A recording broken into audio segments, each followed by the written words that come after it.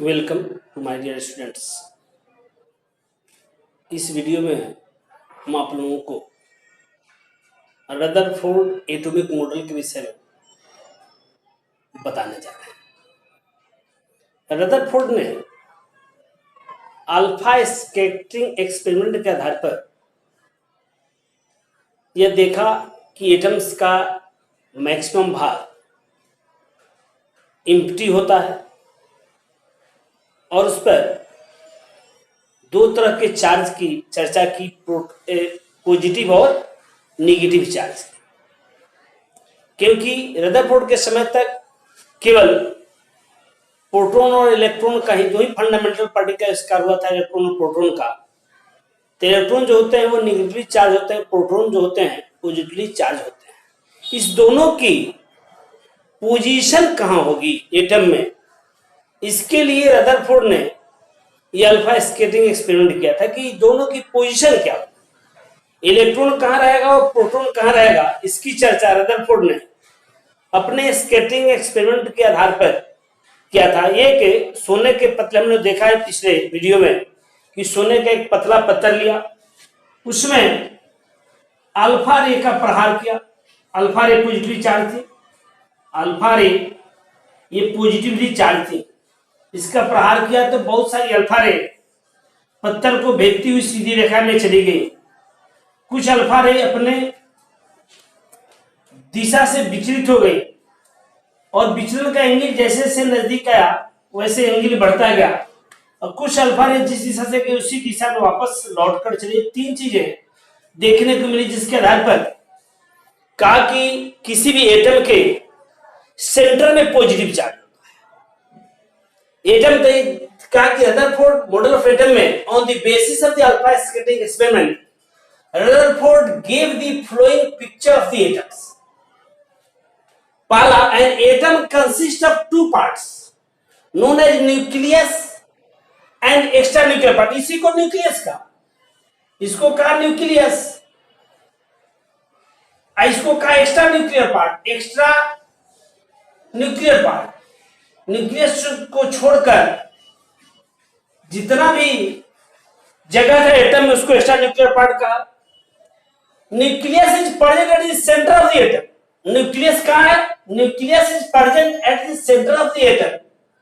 It is positively charge, positive charge extremely small in size. यह positive charge था और बहुत छोटा, इससे छोटा कि 20,000 में एक किरण ही रिटर्न बैक कर सका।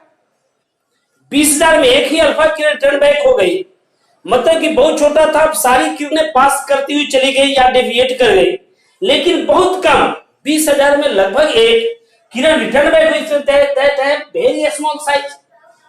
और उस साइज को वो देखा तो कहा कि साइज जो इसका होगा, the radius of the nucleus is 10 to the power minus 13 centimetre या 10 to the power minus 15 metre. Centimetre में 10 to the power minus 13 centimetre या 15 मीटर में, और एटम का size 10 to the power 8 centimetre और 10 to the power 10 metre. That is the size of the atom is 10 to the power 5 times greater than the size of the nucleus। यह nucleus के size से 10 to the power 5 times बड़ा। यह कहा किसने? Rutherford ने। और तीसरा जो इसका आया, तीसरा स्टेटमेंट आया कि the positive charge of nucleus due to proton, the positive charge of nucleus due to proton, या उसके बाद जो से electron present in the extra nuclear portion, the positive charge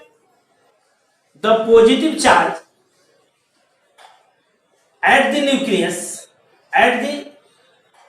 nucleus is due to proton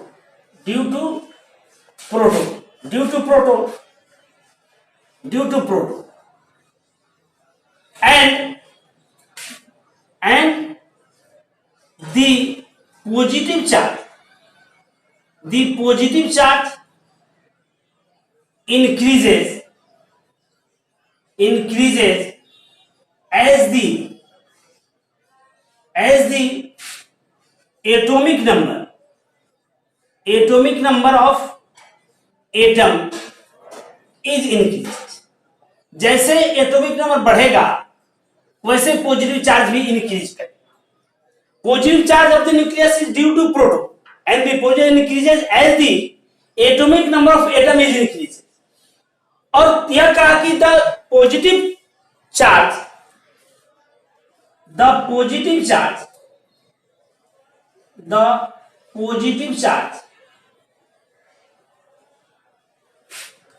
at the nucleus is neutralized by negative charge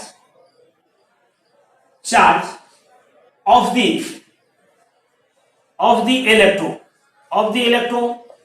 electrons which are present at extra nuclear portion. या extra nuclear portion में जो electron है उसके कारण जो negative charge है उसके द्वारा ये पॉजिटिव चार्ज क्या होगा, न्यूट्रलाइज होगा। It means that is the negative charge equal to the positive charge. यह नेगेटिव चार्ज पॉजिटिव चार्ज के बराबर होगा and the atom is electrical neutral. The positive charge is equal to the negative charge in an atom. Hence atom is electrically neutral मतलब इस पर किसी प्रकार का भी कोई चार्ज नहीं होगा, इलेक्ट्रिकली न्यूट्रल होगा इसको कहा। अब इसके बाद जैसे अगला पॉइंट आया कि electron present extra nuclear portion हो गया, they are not necessary. Electron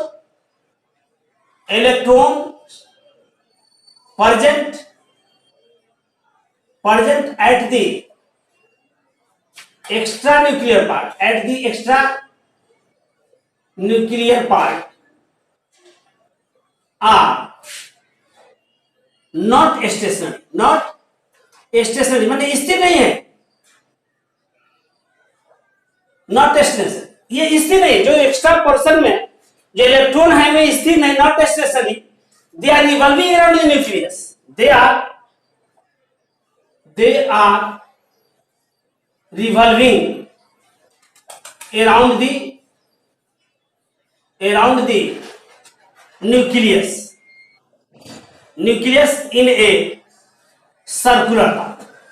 इसी को ऑर्बिट कहा गया, सर्कुलर पाथ में ये आपको रिवॉल्व कर। अब तो एक प्रश्न आता है इसमें कि इलेक्ट्रॉन प्रोटॉन दोनों है, प्रोटॉन पर पॉजिटिव चार्ज है, ये प्रोटॉन पर पॉजिटिव चार्ज है और इलेक्ट्रॉन इसके चारों तरफ घूम रहा है, तो एक फोर्स ऑफ अट्रैक्शन इस पर काम करेगा जो इधर इलेक्ट्रॉन को केंद्र की ओर लाएगा, और एक काम करेगा जो इलेक्ट्रॉन को बाहर फेंकने के लिए, इसको कहते हैं सेंट्रीफ्यूगल फोर्स। सेंट्रीफ्यूगल फोर्स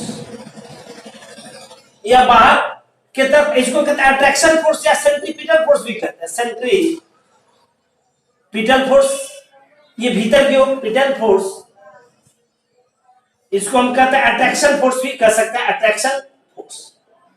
तो अट्रैक्शन फोर्स सेंट्रीफ्यूगल फोर्स दोनों बराबर हो।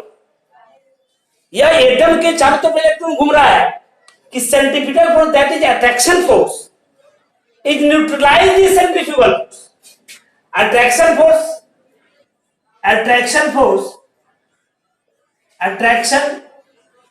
Force is neutralize the centrifugal force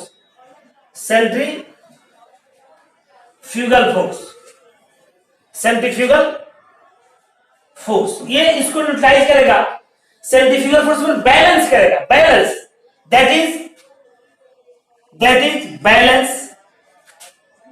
balance to each other, each other, एक दूसरे को ये बैलेंस करेंगे, सेंट्रीफ्यूगल फोर्स और सेंट्रीपिटल फोर्स एक दूसरे को बैलेंस करेंगे। और एटम की यह जो मॉडल था यह रदरफोर्ड के द्वारा किया।